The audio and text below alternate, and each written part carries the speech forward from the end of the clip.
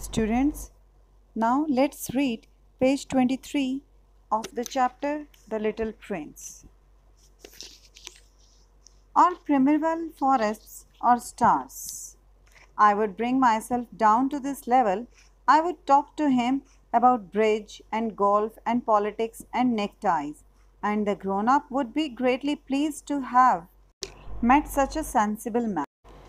Now the writer is narrating his experience that if he used to talk about boa constrictors, his painting number 1, nobody understood those things. But when he used to talk about bridge, golf, politics and neckties, he was considered as a sensible man, and the grown-ups, they were very pleased to meet him.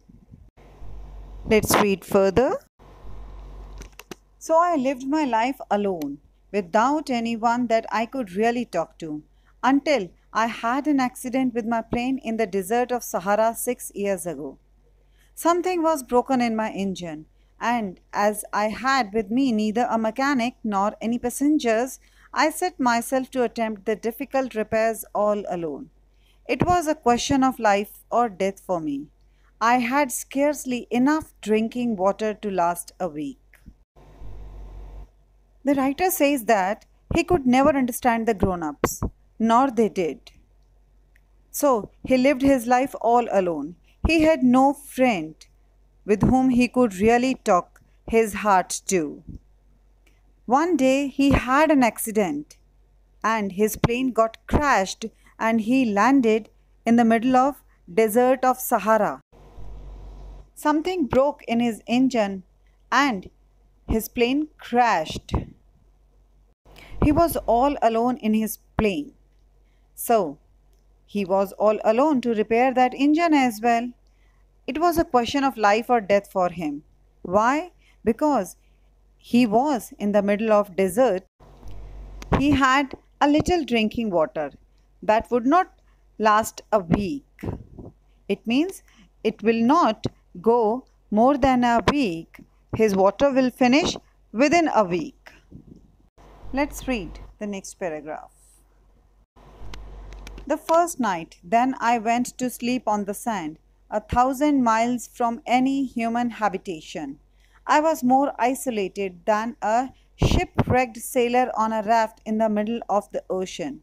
Thus, you can imagine my amazement at sunrise when I was awakened by an odd little voice. It said, "If you please draw me a sheep." Now the writer's airplane got crashed. He landed in the middle of desert. So he had to sleep on the sand. Obviously, he was 1,000 miles away from any human habitation. Habitation means a place where humans live. So he was all alone. He considered himself more alone and isolated than a shipwrecked sailor. Sailor means those who sail the boat. You remember we have read the poem, The Sailor, and shipwrecked, the ship which has met an accident. The ship is broken, and what would a sailor do in the middle of an ocean? He will take the help of a raft and float. Raft is a flat boat made by tying long pieces of wood. Just like this. The writer is comparing himself to a person who is all alone in the middle of ocean. So the writer was sleeping on the sand in the middle of desert, and at sunrise he was wakened up by an odd little voice. This voice was of this little prince, and he said, "If you please draw me a sheep." It means, can you draw a sheep for me? And in amazement, the writer said, "What?"